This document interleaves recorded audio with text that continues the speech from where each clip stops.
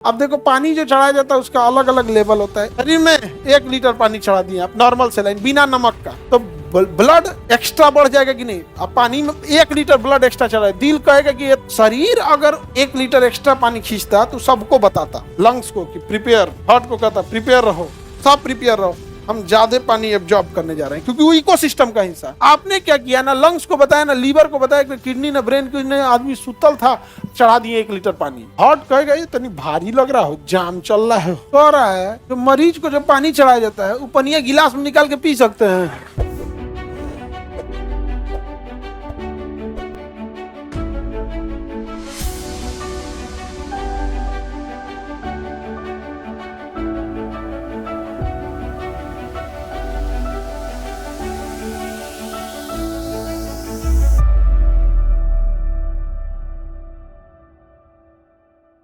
अब देखो पानी जो चढ़ाया जाता है उसका अलग अलग लेवल होता है। एक होता है D5, D10, मतलब इसमें ग्लूकोज मिला है। डेक्सट्रोज नाम का ग्लूकोज कितना परसेंट है, 5%, और इसमें डेक्सट्रोज नाम का कितना है, 10 मिला।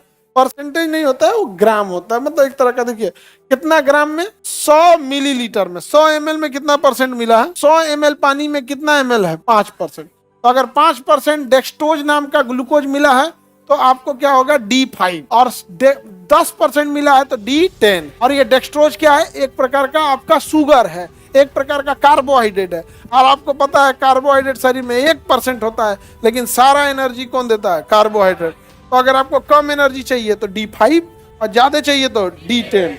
समझ में गया। D5 कितना एनर्जी दे देगा, 1 लीटर चढ़ा दिए तो 1 लीटर वाला चढ़ा देंगे 170 कर, और ये 340, तो ज्यादा D5 या D10, D10 क्या देगा, D10।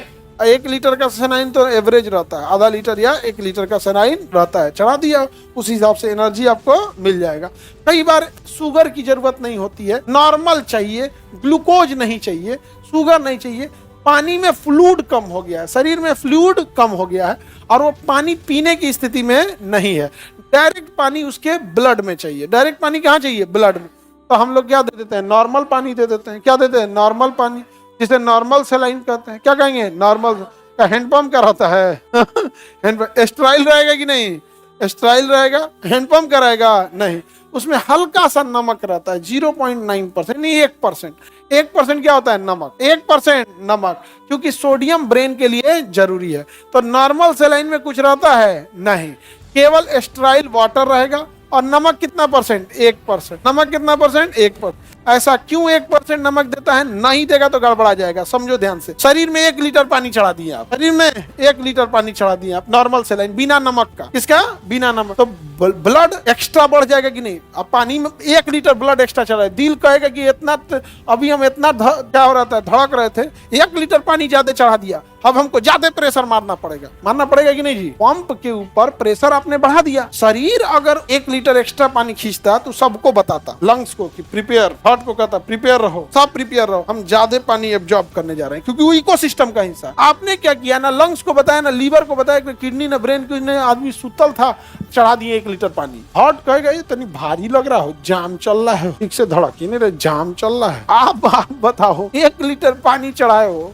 कुछ तो करोगे कि बीपी बढ़े, कैसे छोड़ दोगे। स्टेराइल वाटर है, ठीक है, उसमें बैक्टीरिया वायरस नहीं है, बट उसका अपना वेट है ना जी, वो भारी पड़ेगा कि नहीं पड़ेगा। और हार्ट को इन्फॉर्म भी नहीं किया, तो कुछ ऐसा काम करो कि हार्ट थोड़ा तेज बढ़ने लगे, यानी हार्ट का प्रेशर थोड़ा बढ़ जाए। प्रेशर माने ब्लड प्रेशर, शॉर्टकट में बीपी बढ़ जाए। आपने सुना होगा नमक खा लेने से बीपी बढ़ जाए। चढ़ा दिया 1% नमक डाल दिया, उसमें कितना परसेंट नमक डाला, 1%। अब हार्ट कहेगा नहीं, उसको पता है चाहे नहीं है, तो इनसे प्रेशर बढ़ा देगा, और इधर 1 लीटर पानी आप एक्स्ट्रा मिलाए हैं, न्यूट्रलाइज कर देगा। यहाँ पर नॉर्मल सेलाइन में नमक होता है कि नहीं, देखते हैं कितना होशियार है सब, ये सब डॉक्टर सब। हाँ, और उस पे बाबा रामदेव सुबह शाम घर आते हैं सुबह शाम घर आएगा क्या, हाई चमनप्राश लगाइए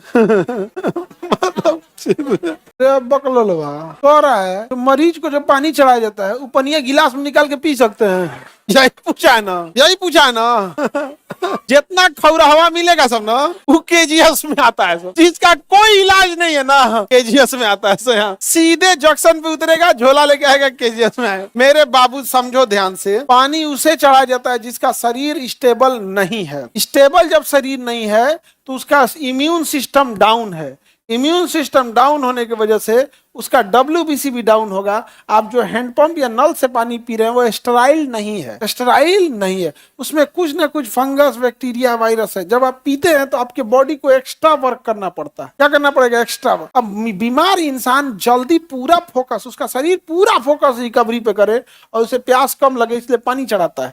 एक तो पानी स्टेराइल है, एक्स्ट्रा वर्क नहीं करना है। दूसरा, पानी जाएगा उसको किडनी छानेगा, लीवर छानेगा, बढ़िया से एब्जॉर्ब होगा, तब जाके ब्लड में मिलेगा। ऐसे सीधे ब्लड नली को पंचर किया, मिला दिया, जा यहाँ से डायरेक्ट मिला दिया, उसको खोल के अब पी रहा है, काहे? तब उसमें हाइड्रोक्लोरिक एसिड मिलाएगा, रेनिन मिलाएगा, पेप्सिन मिलाएगा, छोटी आंत में जाएगा, बड़ी आंत में जाएगा, पानी बड़ी आंत में खींचा जाता है, वहां से किडनी में जाएगा, किडनी छानेगा, फिर लीवर रहेगा, वो उसको ब्लड में मिलाएगा तो ब्लड गरियाएगा। इतना झमेला काहे किया? रे तो स्टेराइल पानी था, सीधे चढ़ा देता। कहेगा हम बौक न है, तो पियो बाबू, तो पियो। जो ब्लड कैंसर वाले मरीज होते हैं, कोई अभी उसका एक ही ट्रीटमेंट है, उसका बोन मैरो ट्रांसप्लांट। अदरवाइज में उसका सिम्टोमेटिक ट्रीटमेंट दो तरह से होता है, एक ट्रीटमेंट ऑफ डिजीज, एक ट्रीटमेंट ऑफ सिम्टम्स। जैसे किसी का पैर टूट गया तो बुखार आएगा, तो बुखार की दवा उसके डिजीज का ट्रीटमेंट है या सिम्टम्स का ट्रीटमेंट? सिम्टम्स का ट्रीटमेंट। तो ब्लड कैंसर में उसका WBC ज्यादा हो गया है, RBC ज्यादा हो गया है, तो ब्लड बनेगा नहीं, तो उसके ब्लड निकाल के और एक्स्ट्रा 2-3 यूनिट ब्लड चढ़ा दिया जाता है कि 1 महीना चले, 2 महीना चले। उसका कोई अस्थायी ट्रीटमेंट नहीं है। वो कुछ दवाइयां दिया जाता है जो उसे ब्लड को हटा सकता है, समझ में कि नहीं?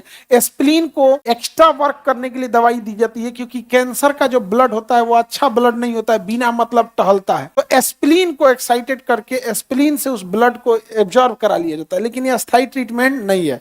अस्थायी ट्रीटमेंट है कि ब्लड बन कहाँ रहा है उस जगह के बोन मैरो को चेंज किया जाए, जितना जल्दी चेंज करना है चेंज किया जाए, नहीं तो गड़बड़ हो जाएगा। अब देखिए, एक था आपका डेक्सट्रोज, आप पढ़े थे डेक्सट्रोज 5 या डेक्सट्रोज 10। डेक्सट्रोज में शुगर की मात्रा थी कि नहीं थी? नॉर्मल सेलाइन में नहीं था। तो जब कभी नॉर्मल सेलाइन में शुगर भी मिला दिया जाता है तो उसे कहते हैं DNS। क्या कहेंगे? DNS। क्या कहेंगे?